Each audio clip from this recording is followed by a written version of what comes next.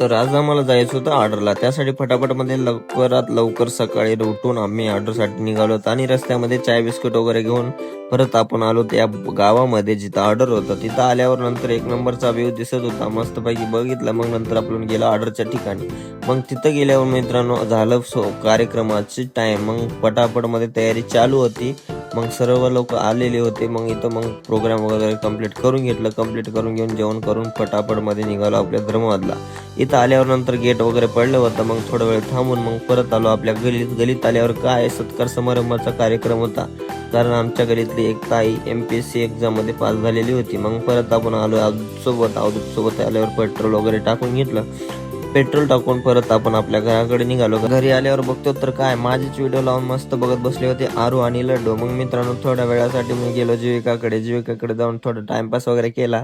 तर जीविकाला कोण कोण ओळखता कमेंटमध्ये नक्की सांगा. भेटूया नेक्स्ट व्हिडिओमध्ये.